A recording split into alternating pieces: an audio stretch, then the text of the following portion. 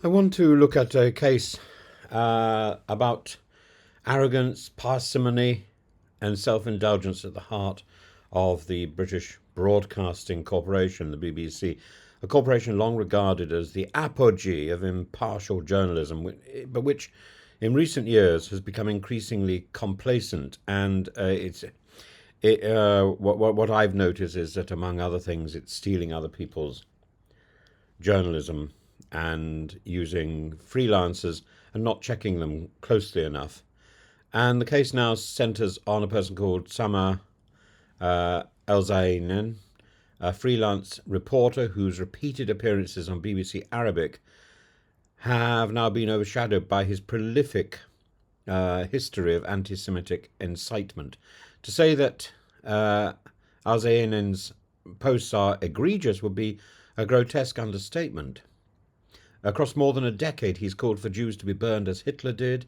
He's advocated shooting Jews as a salve for misfortune and praised over 30 separatist terrorist attacks on civilians.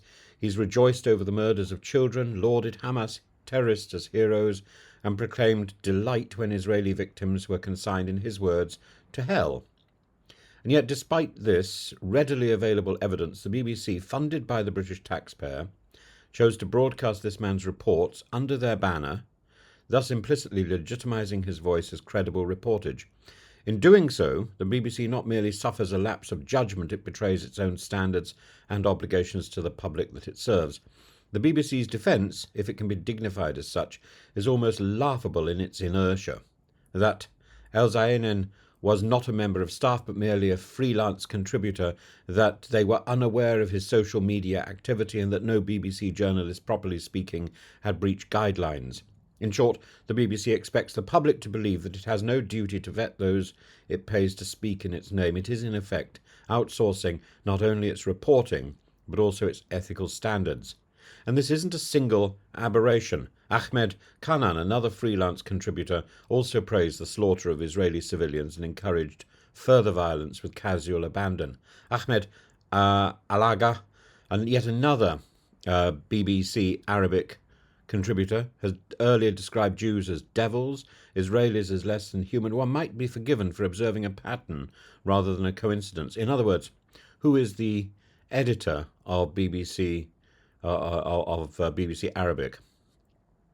In every case, the BBC's response has been depressingly formulaic: disavow, distance, and disclaim responsibility. It's a strategy born not of innocence but of arrogance. Worse still, it reveals the corrosive effect of BBC's chronic parsimony, the relentless drive to cut costs by hiring cheap freelancers in the place of properly vetted and approved and reliable journalists, a policy that sacrifices integrity on the altar of expediency. Moreover, it's not enough for the BBC simply to disclaim anti-Semitism when anti-Semitic comments have been woven into its fabric through carelessness, indulgence, and a staggering lack of due diligence. When Sama El-Zainen's commentary, dripping with genocidal hatred, becomes a regular feature on BBC broadcasts, the corporation is not merely guilty of an unfortunate oversight, it is guilty of complicity. And the scale of this failure was highlighted powerfully by the advocacy group Camera, which correctly pointed out that freelancers who cannot distinguish between combatants and civilians, who glorify violence against innocents, who lack the basic qualifications for journalistic work, namely a commitment to factual integrity and moral decency, should not be given airtime on the BBC. And it's not as if the BBC's sins begin with Al-Zainin.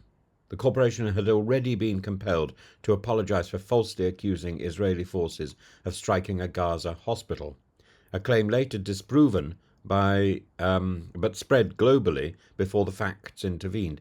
It had apologised for using footage of Tiberias, a city well within Israel's 1948 borders, when discussing illegal settlements in the Golan. It had already been lambasted for refusing to label Hamas a terrorist organisation, even though it's prescribed as such under British law. And each of these episodes speaks to a deeper institutional rot, an abandonment of the principle that accuracy must come before ideology and that hatred must not be normalised under the guise of neutrality. The leadership of the BBC, and in particular its oversight of the Arabic service, must answer the serious charges now laid against it. Kemi Badenoch, the Conservative leader, has rightly called for wholesale reform of BBC Arabic. Reform is necessary, but I'd venture further. There must not be only reform, but accountability. It's no longer acceptable for the BBC to plead ignorance. In an era where social media profiles are the first thing that any serious employer checks before handing someone a microphone, they claim they didn't know. That's either a confession of extraordinary incompetence or an unconvincing excuse for willful negligence. The BBC's indulgence towards freelancers like Sam Elen is not simply a scandal about one man's venomous hatred. It's a mirror held up to an institution that has grown lazy, arrogant, and careless with its power. If it will not change voluntarily, then it must be changed by public pressure and political scrutiny.